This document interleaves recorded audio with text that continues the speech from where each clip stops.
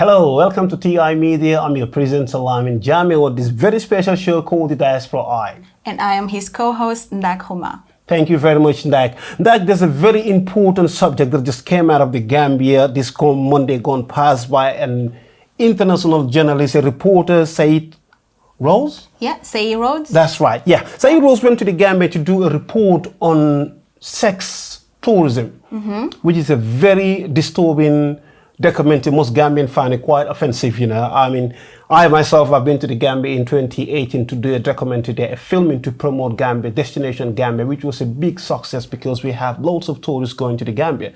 But what he really showed in that documentary or in that film was quite disturbing for most Gambians because of poverty. You see young Gambians engaging with pensioners which he did mention clearly that most of them are losing their savings in the Gambia or with these youngsters, and then when they come to Europe, they'll decide to move on. But what he failed to understand or failed to pinpoint or highlight is these women are also going to the Gambia or Africa, any African country, to abuse these youngsters. So what's your take on this one? I don't know if abuse is the right word to use, but what I know is it goes both ways. The European woman that goes to Africa to find a young man, they as well find young men that are looking for older women to have as well a good time, because those women finance their lifestyle. They provide them a lifestyle that they wouldn't be able to afford if they were to stay in Gambia without dating them. Let's just be honest. You have unemployment, and even if you're employed, you have access to salaries that can't even pay your rent fully. You have a lot of family members that depend on you. So it is not easy for a young African man to sustain themselves in Africa. And this is why they recourse to such a, let's just be honest, it's not the most dignified way, but this is the way they find to make the best out of the life that they're being handed to. The thing is, the way it's been portrayed out there is quite disturbing for Africans, young Africans like yourself, myself, and any other person. How it has been portrayed. Very good question. The reason I'm saying that, they're failing not to highlight that these people also not only going to Africa for holiday making, but with the intention of going out there to engage these youngsters into sexual activities. You know, we really have to call a spade now. We shouldn't be sugarcoating it. They should highlight that point. Yes, they're going to the Gambia. These youngsters have gotten access to them, dating them or whatever, sleeping with them. But then, what he failed to realize or highlight, which is my problem here, or problem of most of the viewers or most people that I spoke to recently about this issue is, these old ladies will go to the Gambia and engage these youngsters by promising them that they will give them a better life in Europe. And we know Europe is not easy. You know that, I know that, everybody knows that lives in the diaspora. Absolutely. Do you understand? Yeah. So that is my problem, because that alone, he should have highlighted that. The reason why. There's lots of countries they could go. There's other European destinations that they could go for holidays, but they wouldn't go there. They'd rather go to the Gambia or any other African countries because they know that we're suffering poverty. But then that is a problem, a failure to our system. Yes, but let's just be clear as well.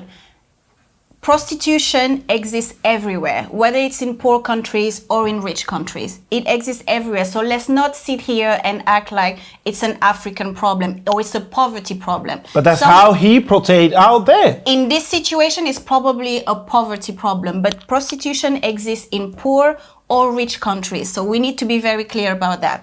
But then I absolutely agree with the fact that you might not be happy with the way Gambia has been portrayed in that sense, but it's a reality that is happening, and it happens to Gambia African men and African women both. Okay, so one thing as well that we need to be very clear about here is that it's not they are selling them a dream. Clearly, because what dream are they selling them? What dream are they selling them? No, listen, they are selling them a dream, but that we are buying the dream. No, we're not buying it. They are buying the dream, Lamin. That we know that there is no dream they're selling to these youngsters. You know that, I know that. That I work 9 to 5 or 9 to 6, sometimes 9 to 8 in the evening, because you know it's not a reality for them to go out there, pensioners, believe me or not, some of these people, they will take their last savings to go to Africa and exploitate our younger brothers and sisters. Okay, I like that you've brought the fact of the last savings and whatnot. We Africans,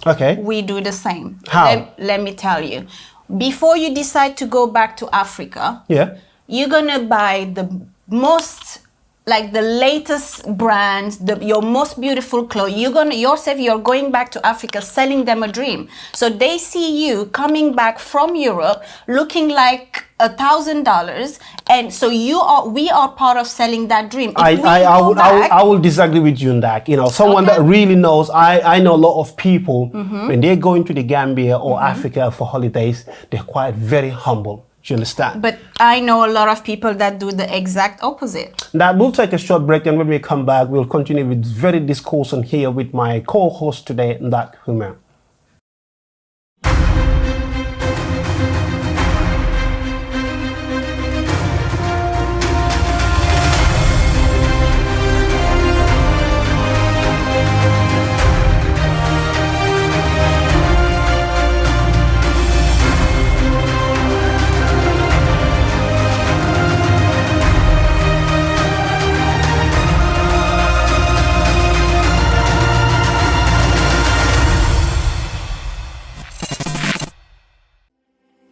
Mesdames et messieurs, bonsoir. Welcome to TiMedia. I am your host, Ndak Huma, and this is my show, Senegambia State of the Affairs. On this show, we will be talking about politics, economics, socio-economics issues, but at the same time, entrepreneurship and any topic that affects our communities. So stay tuned because we have a lot to talk about, and I'm super excited to be part of this journey with you. Stay tuned. We are coming soon on TiMedia.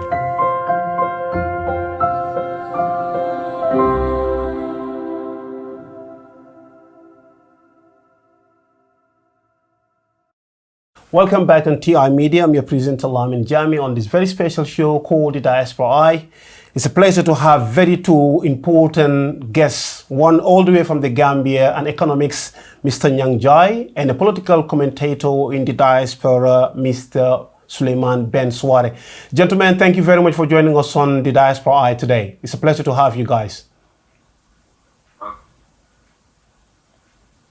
If I could just come to you, Mr. Njie, following the recent reshuffling of cabinet by President Adama Barrow in the Gambia, we've seen that the Governor General of Central Bank, Mr. Bakary Jammeh, who has declined the position of being a minister at the trade industry.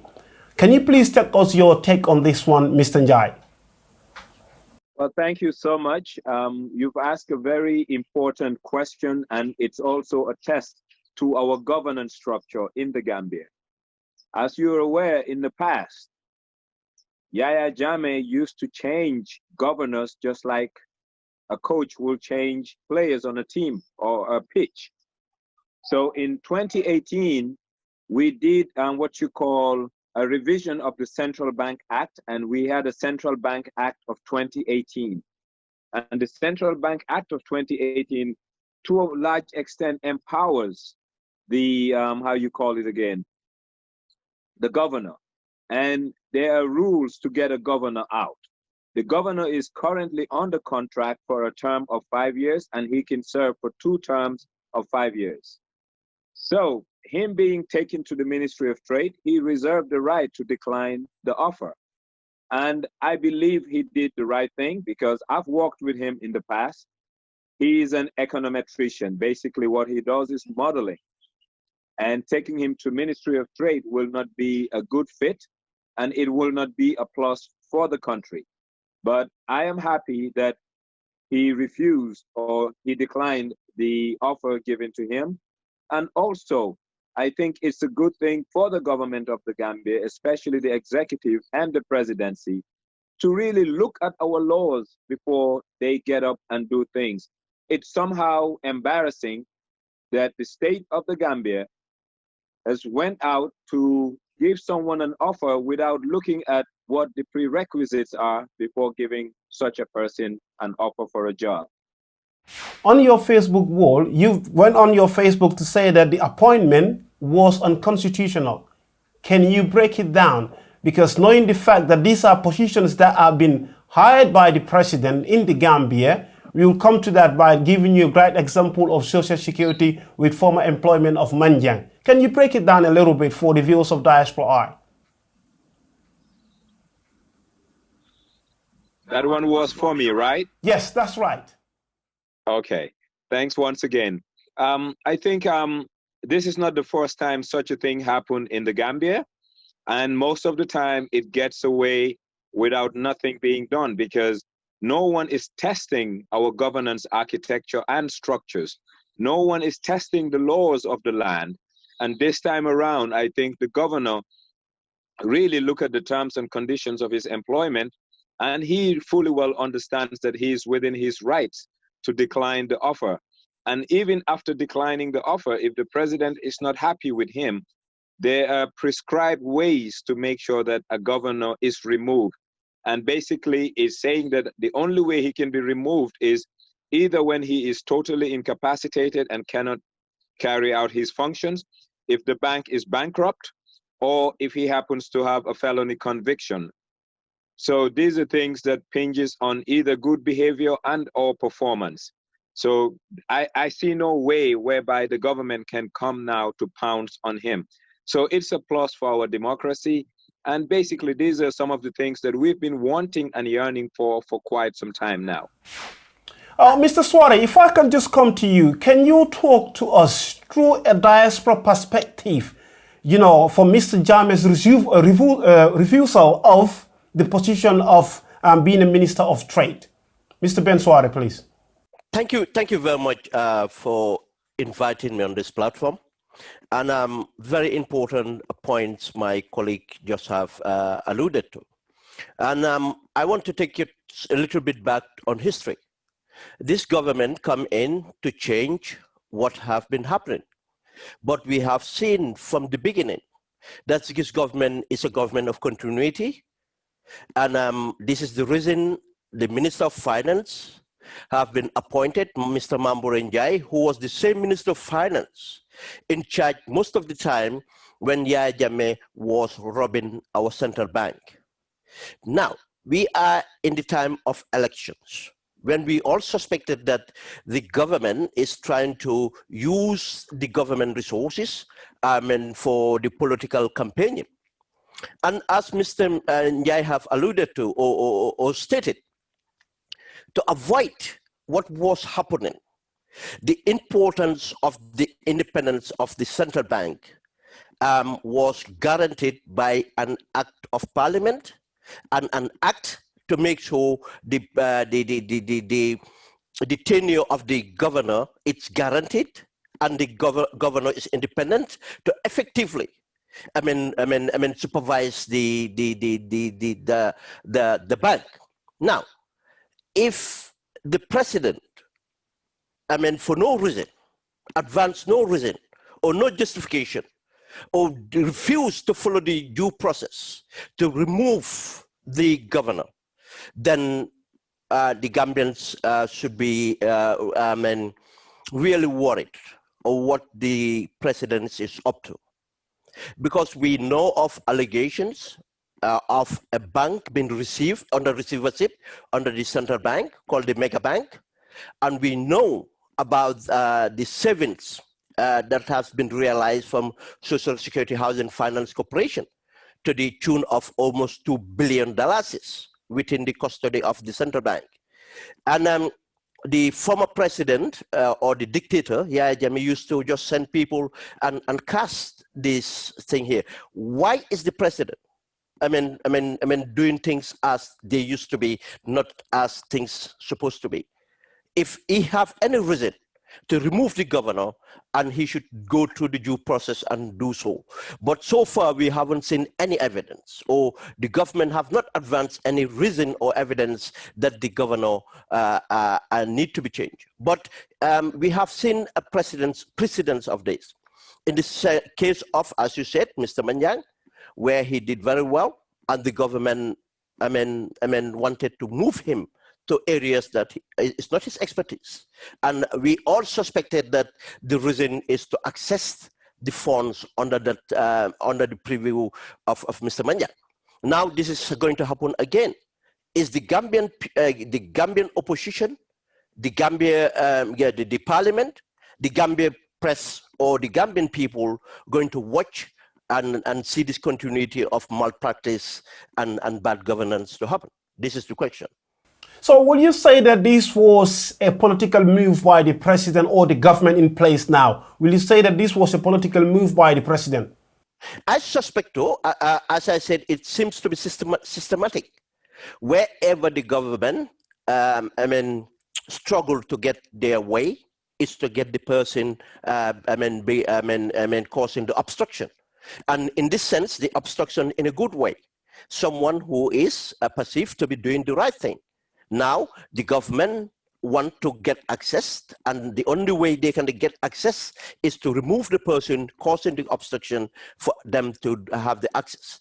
And the reason why I said this is the president he brought in a minister of finance who have been delivering the same practice for the previous, his predecessor. Then we are right and logical, to say that this is something that the Gambians should be really worried about.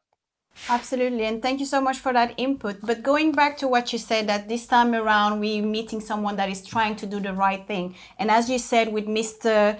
Manjang and what is happening today with Mr. Bakari, it seems to be that within the Barrow's government, people are not being ready to be used and abused like they used to be under the Jammeh's government. And do you think that this is a trend that you think is going to continue within this current government? We hope so, and this is what we have to celebrate for. These are the gains we had from removing the dictator. It's the sacrifice was, and the people that give their life, their sweat and blood and finances. This is what they were looking for, yearning for. We have this democratic space. That's why I will call on to Gambians not to let this space, momentum off. That's why I will call for solidarity to people. People to stand with Mr. Jammeh and others that would stand up to the abuse of power and the rule of law. And this is what we fight for. We have this democratic space, and this is what democracy gives us, to have the security, peace, stability, and to ensure progress of our economy. Absolutely. But on that note, what would be the peaceful and legal ways that the Gambian citizens could oppose situations like this? What can we do? And first is the person concerned have done the right thing by challenging the authority and asking for redress through the proper channels. Now it's up to the House of Parliament to come up and address the situation. But as we have a presidential system, we expect the leaders of the opposition to voice out. But we expect the civil society organization too, because they are integral in this, in improving governance, to bring their voice out on this matter. And in this way, the vigilantism would work and ensure a peaceful transition. So coming to you, Mr. Njie, the appointment of Bakari Baji, who is a youth sports minister by this government, what would you say that the government has got in mind? Is it a tactical move or a political move that they are trying to tap into the APRC camp now for getting Bakari Baji on board? That's another good question, but I will first make a statement that people need to understand. Gambians vote for one person and one person alone, and that is the president, and in this case, Adama Barrow. If anything and everything goes well, kudos to him. If anything and everything goes bad, we point fingers back to him. So basically, in a nutshell, he has the right to choose any Gambian he sees and deem fit that will advance his cause to make him a minister. And you serve at his whims, you serve at his caprices, and you serve at his pleasure. So him bringing Bakari Baji, I don't have much to say about it, but he knows best, and he knows why. I'm talking about the president. But if I have to go to the past, Bakari had good links with the youth movements in the country. Equally, unfortunately, I hate to use that word unfortunately, Gambia is still a tribal country, and ethnic positioning in politics is something that people deliberately do. I hate it and I shun it, and it's a shame that someone with competence will not be measured based on his competences, but he or she will be measured based on the power, influence he has within a tribe. That is very feudal, that is very primitive, and that's not the Gambia we want to build. We want to build a nation, and in building a nation, we want Gambians to have a national identity, and that is to identify as Gambians, but not any other common denominator, i.e. tribes or economic or social orientation. So yes, I'm happy that a young person in the person of Bakari Baji is coming in, but I hate the fact that some people, including maybe even the presidency, are looking at gains they can make within one ethnic group of society rather than looking at gains they can make for Gambians. Now, the reason I'm saying that, Mr. Njie, there was a time that Bakari himself, controversially lead people to State House to go and meet President Barrow, which the intention that which was not very clear to the people that went with him to the presidential palace. So this is the reason I'm bringing this point to you. Was it something that Barrow was doing for a political gain, and also Bakari also trying to gain a position which everyone have seen now? Well, unfortunately, politics is the second oldest profession apart from prostitution. You need to understand one thing. Politics is a game of vested interests. So Bakari, like any other politician, their first rule of being a politician is self-preservation and relevance. He realizes that he needs a platform. He needs a base. And what better base for him as a politician, quote unquote, to be part of. So he believes he is in a bandwagon that will take him where he wants to go. That is politics. So it's for the polity, we the people, to be aware. It's our responsibility not to allow people to use us as means to their ends. So I cannot blame a politician for doing what they do, but I blame the people with the cards, the power, to really effect change and punish politicians when they do things that are not to the interest of the greater good. Mr. Suwareh, can you just come up with your take on this appointment of Bakari Baji, who is a youth sports minister now? Okay, I would reference back to history. Why would the president be appointing a minister at the final year of office? And we have to always remember, and as I said, I will always hold people accountable and on records. The president should be held on records that he was meant to serve as a transitional president. The president doesn't have any rights, according to the agreements we had with him, to continue to run for elections. And that is a complete disappointment and I mean to Gambians. But again, it is again the accountability we should hold onto ourselves as Gambians for letting the president get away with it. And this responsibility goes to the leaders of the opposition, the Gambia civil society, and each one of us should have to take this responsibility. We have failed in our responsibility on holding the president in jeopardizing the gains that we made when we took out the dictatorship, because the transition is very important in order to stabilize the country and build a foundation for democracy and social progress. In saying that, now the president have taken this decision, and this decision, it's not to, to further the interest of Gambia, but to further his personal interest, which is his election campaign. Now, that's what the president wants from it. Is he going to have gains in this appointment? That is for history, to tell us. But as a strategist, I have seen what he think he's going to gain from it, but I will tell him that he have absolutely failed. But let's move on to the person who took the position. It's a disappointment. for Brother Bakari Baji to take up this position.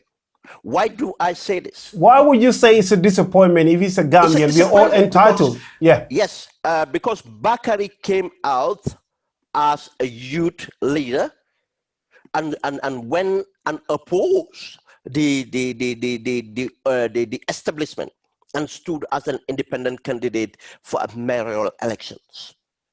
At the end of the mayoral elections, and for Bakari to take his campaign team to go and meet the president, when the Gambians were calling, sections of Gambians were calling for accountability for the president to respect the MOU and to serve as he was mandated to do, Bakari went and give his support to the president to entrench the president. That was the reason that campaign team went there.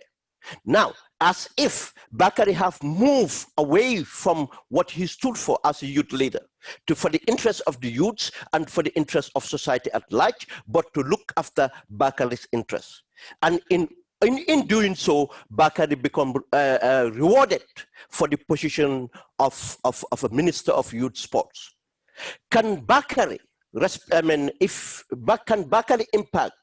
Can Bakari actually represent the interests of Gambian youths? I would say absolutely no. Why? The evidence is here.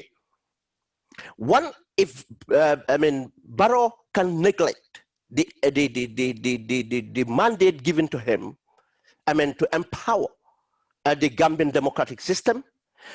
This week or 2 weeks ago, by literally going to undermine a constitutional review, and to make sure that review failed in the second reading in Parliament, that person cannot be trusted to lead anything. The fish rot starting from the head. And countries have to be governed, governments have to be governed with policies, and this government have not bring out any policy that would advance the youths. How can Bakari be of any impact? Even an angel cannot have impact in that government. Because again, we should ask ourselves, in the same week that Bakari is going to take an appointment, 3 Gambian youths or 2 Gambian youths have been extrajudicially killed by the Gambia police force, and they try to cover that incident, and still the government have not come out with a statement. How can you, as a youth leader, again, in the media, we have seen Gambian Lebanese businessmen been apprehended, importing kilos of cocaine, and at the same week that he took the appointment, those charges were dropped. But Gambian youths are arrested in the streets for possession of cannabis, and they are criminalized without mercy. Now, how are you going into that government and make an impact?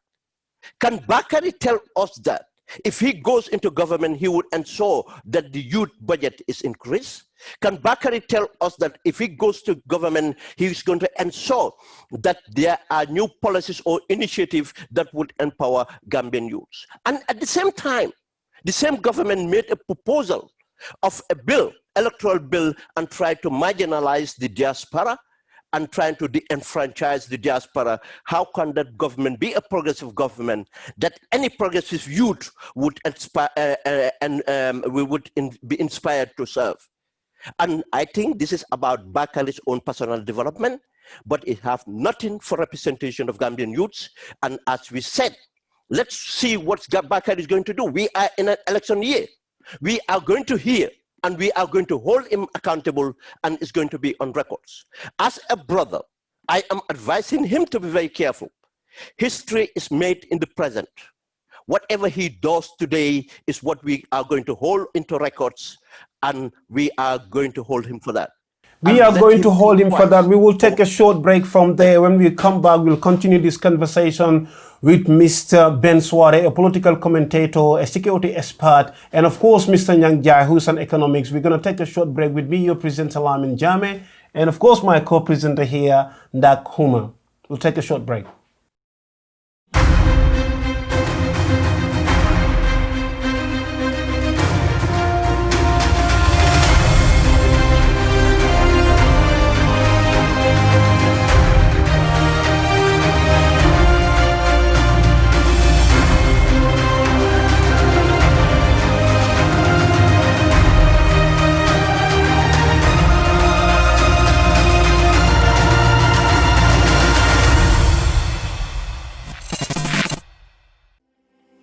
Mesdames et messieurs, bonsoir. Welcome to TiMedia. I am your host, Njie, and this is my show, Senegambia State of the Affairs. On this show, we will be talking about politics, economics, socio-economics issues, but at the same time, entrepreneurship and any topic that affects our communities. So stay tuned because we have a lot to talk about, and I'm super excited to be part of this journey with you. Stay tuned, we are coming soon on TiMedia.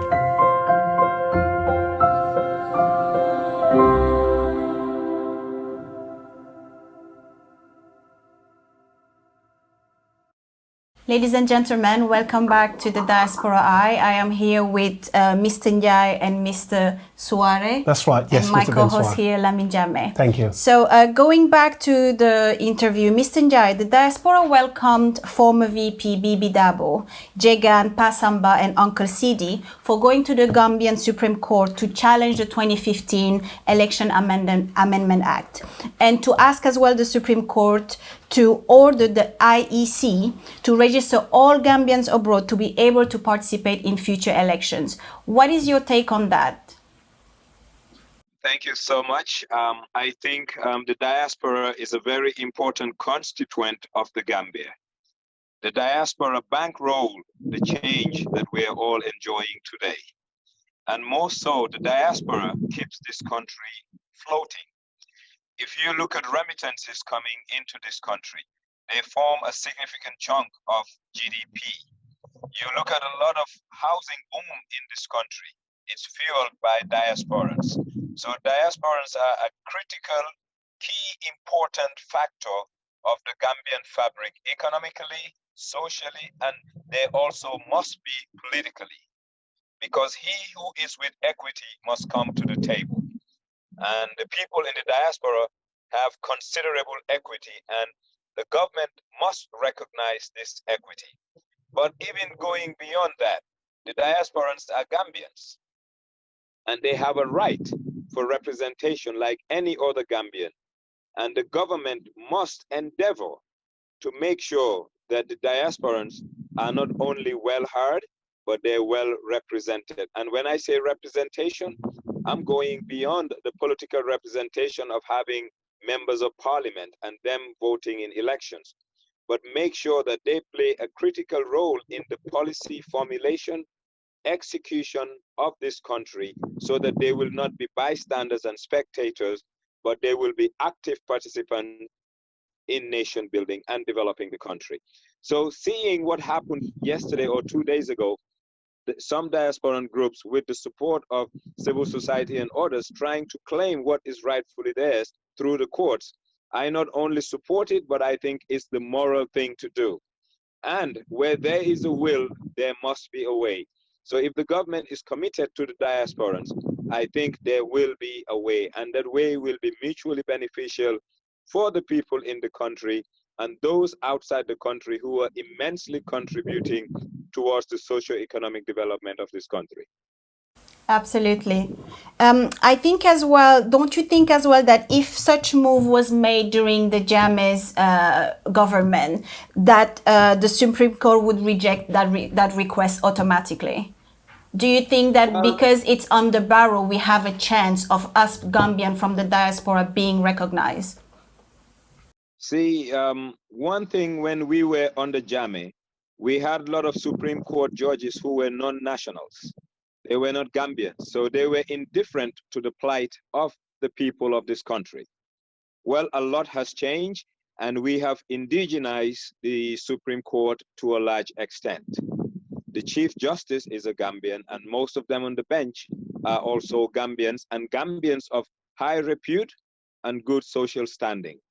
And we believe, just like the oath of office they took, that they will execute the laws of this land without favor, fear, affection, and or ill will. So I am hopeful that something good will come out of it. My only worry is the Supreme Court may allow it to happen. Then there will be a logistical nightmare for the IEC and the Ministry of Finance to provide resources. So because there are several layers. You have the legal layer, and that is to make sure that it happens. Then another layer is to look at what the IEC should be doing. They should operationalize these legal enforcements that the courts and the constitution provides to Gambians. So my worry is we're going to have a logistical problem which will end up being a financial issue, that the government may come up and say, we don't have the funds to facilitate what the law asks us to do. So that's what I'm looking more as a roadblock than the Supreme Court blocking it, because for the Supreme Court to block it, they must have reasonable grounds. And I haven't seen these or those reasonable grounds to just deny the operationalizing and allowing the diaspora to play the role that they should play by law and their right as citizens of this going concern called the Gambia. I like what you just raised now about the logistic issues that comes with it. I know, for instance, that the Senegalese government does allow its diaspora to vote abroad, and all it takes is for every Senegalese in the diaspora to go to the embassies. Like in London, that is the case. And I really want to believe that the Gambian government can put something as such in place as well, so that we can all be recognized. And as you mentioned, the equity that we bring to the country has a value, and we should reclaim that value. Unfortunately, Senegal has a broader diplomatic footprint globally than the Gambia. You look at Western Europe, for example, the Nordic countries, there is no representation there. And those Nordic countries tend to have high incidence of Gambians living there. So where are they going to vote? Who's going to supervise those votes? I think what we need to do as a country, like I said, where there is a will, there is a way. And the will is we must acknowledge the importance of the diasporan community into the survival of this country. We must also acknowledge the rights of the diasporans. And once these two things are in place, it will not be difficult for the government to find the ways and means to operationalize what is needed for the aspiration of the diasporans to be met. Absolutely. Ben, if I can just bring you into this topic here, because it's quite a very broad topic and a very important one for yourself, being a diaspora. What's your take on this? Because it's quite a very serious one right now. Everybody in the diaspora is talking about it. And you've been a political commentator. You've been talking about it on your platform. So what's your take on it, Ben? Thank you very much for this important question, for that matter. I would remind Gambians that this is the reason we should be vigilant. Democracy can only prevail when citizens are very vigilant. And especially coming out from a dictatorship, one has to be vigilant, especially the civil society. That's why I encourage, and I'm pleased with the civil society organizations coming together, citizens coming together to take this lawsuit, and which is, again, accountability, regardless of the outcome, and to be held on public records. But the most important thing is to be proactive in the democracy. And we can learn that from America today. America is doubtful of their democracy after centuries of mature democracy, or been called the most advanced democracy in the world. And then what we should learn from that is democracy is a continuous process of building and accountability and records. And why did I say this? A group of concerned Gambians actually did petition this issue in 2017. And this group of concerned Gambians I was part of, and I was the operational director for the group called the Center for, Center for Good Governance. It's a registered organization. We raised a petition. And unfortunately, some of our colleagues in the diaspora who were in support of political establishments came against our idea, saying that why are we agitating the government? No, we were holding a government accountable because we understand how politics works. Politicians are not to be trusted. We knew down the line the politicians would be trying to lock the diaspora out just for their personal and selfish reason.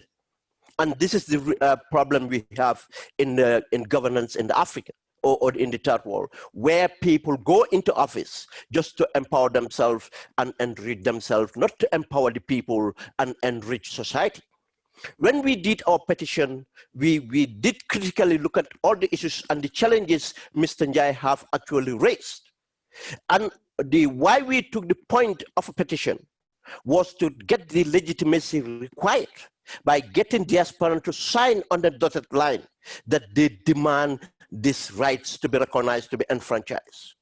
And when we did that, we continue and had a consultation with the IEC, who were the stakeholders, to ask questions, legitimate questions in areas that they would have need help, and the logistics that would be needed, and this case study to be carried out in order to deliver this thing. We went into it as a partner of the development of our democracy. And I will give you just a bit of what is contained in what was contained in the petition. Anybody can cite this petition, the Gambia Diaspora the Gambia Diaspora petition, and it says, the Gambia has now entered a new challenge phase, which all well-meaning Gambians, friends of the Gambia, and the country's development partners hope will set the foundation for a true democratic country that fully subscribes to the universal acceptance principle of good governance and transparency, to deliver peace, prosperity to the people of the Gambia. In the regards, the enfranchisement of Gambians living abroad is not only a right, but a necessity for the consolidation of the democratic gains of the new Gambia. Like our country counterparts, Gambia, like our Senegalese counterparts, Gambia living abroad should be allowed without undue burden to take part in the elections at home. Our demands, we, the undersigned, respectfully demand of the IEC, the Republic of the Gambia, to discharge with absolute urgency its constitutional duty to register Gambians living abroad to take part in the upcoming constitutional referendum and subsequent elections, in accordance with the Constitution and Section 11 of the Election Act of the Gambia specifically. This right was already in the existing constitution. All we needed was the political will. And all we needed was Gambians to hold the IEC accountable so that they will go out and discharge their duty. We should not wait for any other legislation for the IEC to do their duty. They are already mandated to do that in the Constitution. And if IEC needed any enabling environment or an article of law, they could have asked the executive to execute that with support from the political parties, and so that the parliament could have done that, then the funding and anything that required would have been discharged, and this thing would have not been an issue today. Gambian democracy would have been enriched. But let me give you the points that we pointed out that needed to be looked at. And the points are: one, we asked the IEC to announce a timeline for the registration of Gambian living abroad, which is very important. You have to get things time-bound. You have to be specific on what you want from the exercise. We asked the IEC to clearly spell out the registration process for Gambian living abroad. We have to know these things. We have to be ready, so that we can take part in this. Consultations have to be done. We asked the IEC to announce the registration center abroad, where Gambians living abroad shall be registered. As Mr. Njie have alluded, then the IEC would have recognized that there is a lack of capacity in the Nordic countries and Scandinavia. Something must have to be done in order to facilitate this exercise. Then an innovation would have been taken place and something would be put in place. But it went on. We asked the IEC to clearly spell out what documents Gambians living abroad would need in order to register to vote. And finally, we asked the IEC to clearly spell out how Gambians living abroad shall vote in elections and how voter cards outside the country will be counted. You see, these are the questions that were needed. And as proactive as we were, unfortunately, we did not get the support from these diaspora societies. We haven't got the, because of the political affiliation most people have. The most active diasporans are political affiliated, and they could not see the benefit for national development. But again, the enfranchisement of Gambian diaspora, it's not only about the democracy, but it's about the economic capital that will be gained from this. Just the registration of Gambians, would have been taken as an opportunity to actually find out what are we consist of in the diaspora. Then we could have known how many engineers are Gambians in the diaspora. What sort of engineers do we have in the diaspora? How many doctors do we have in the diaspora? What sort of doctors do we have in the healthcare practitioners do we have in the diaspora? What sort of educationers? What sort of financial concern? All these things would have been considered. And information data is everything that you can need for development, and the partnership for Gambia diaspora and the Gambia government would have ensured that Gambia would have the most reliable partner, which is the diaspora, than any other agencies or benefactors that they recognize today as their partner. Thank you very much. I think this is where I will bring Mr. Njie in. Mr. Njie, can you just remind the viewers how important the diasporan contribution is towards our GDP in the Gambia? Bear in mind that we contribute 20 to 21% of the GDP of the country.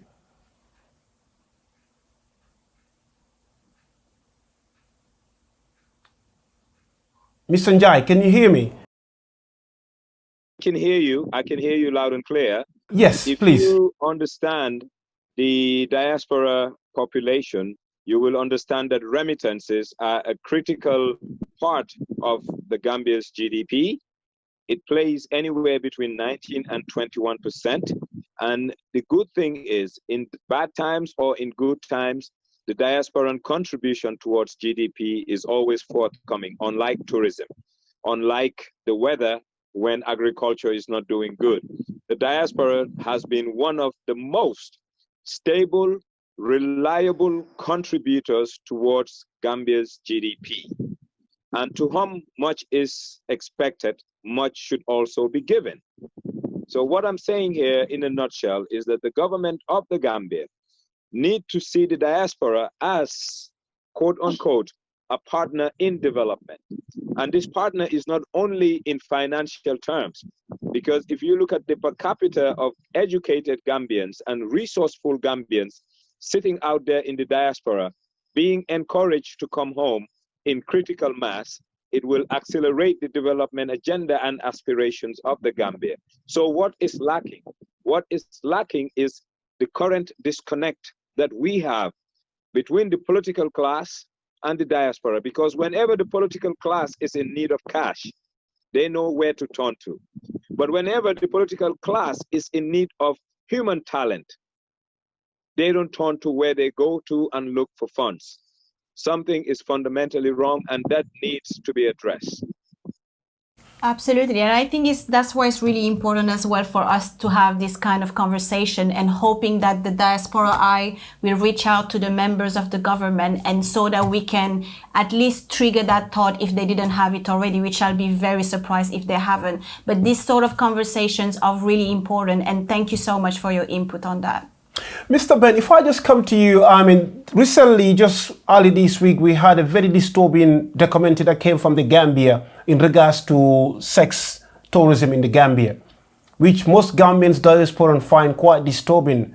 But is this a security failure in our system, allowing tourists going to the Gambia, i.e. either getting abused or abusing our system? Because we know very well that living in the diaspora, you are not allowed to walk in the streets of London or any city that you are with a child in your hand under the name of you, the sponsor of that kid. What's your take on it?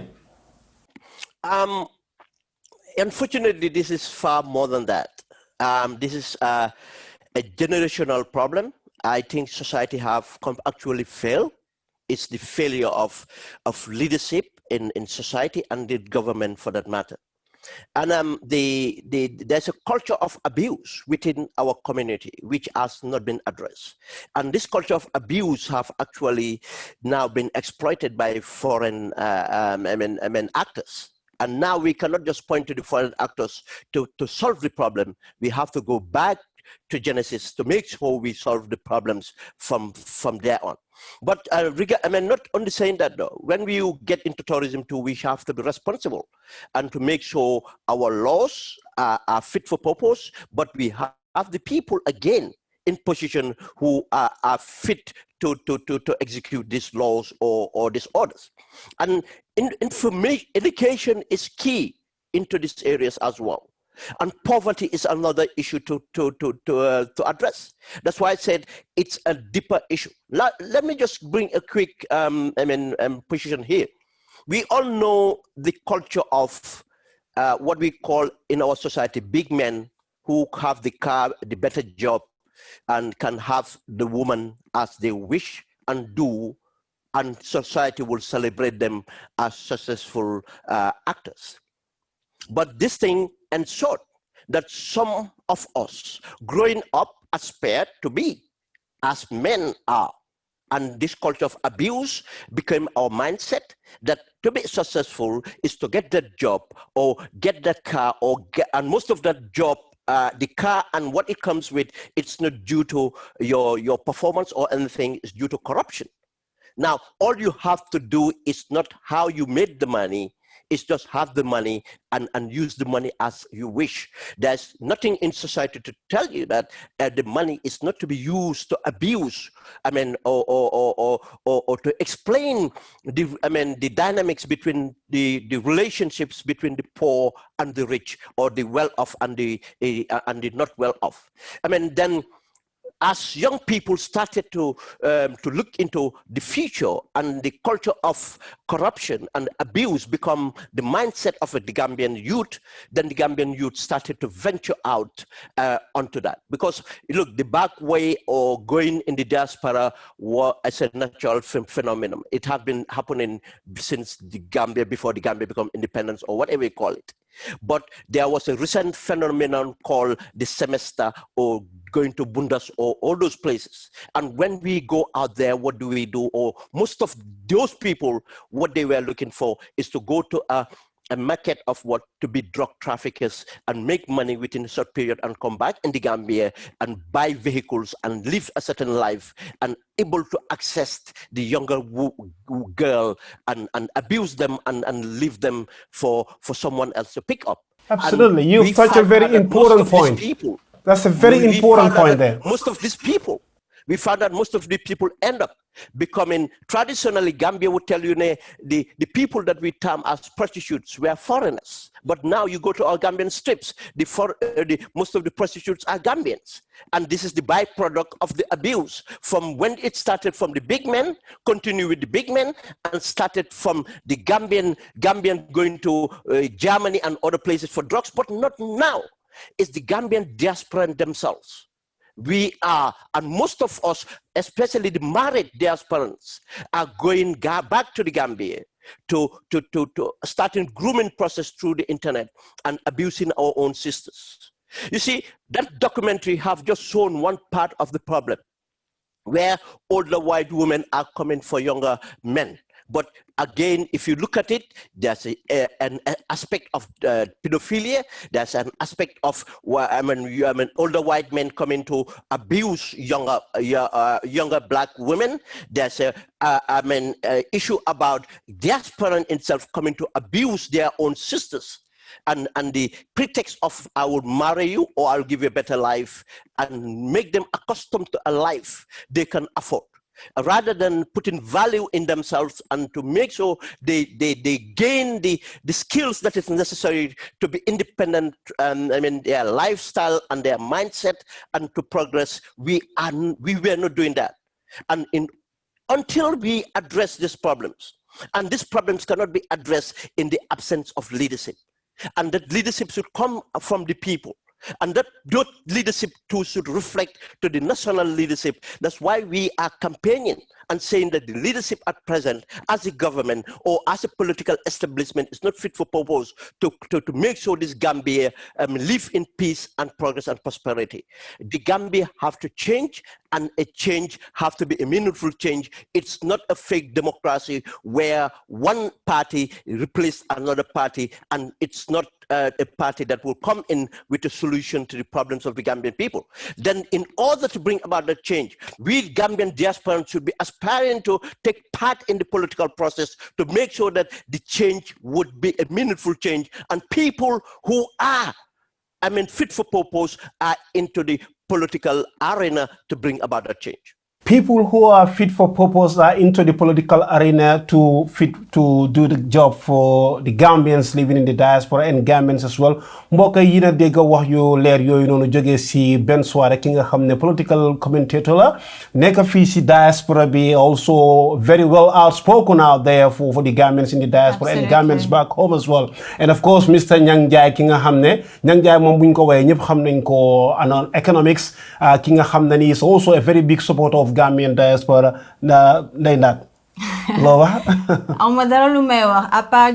Franchement, your input has been so valuable, your perspective that you brought not only on the diaspora topic, but I think as well the whole issue around the sexual tourism bring us back to the whole story around Bakari, the new youth minister as well, who has a role to play even in that scenario. So thank you so much for your input, Jerejef, and I hope that all the Senegambians will look at this interview and really be inspired to be actively involved in the political scene of Senegambia. Thank you so much. Thank you very much, gentlemen. Until next time, stay tuned with me, your presenter Njie, and of course, co-host Nkrumah. Thank you very much. Merci. Quelque chose en français? Thank you. Regardez Diaspora Eye et faut pas rater les épisodes, c'est tout ce que j'ai à dire. D'accord. À la prochaine fois. Allez, merci. Merci.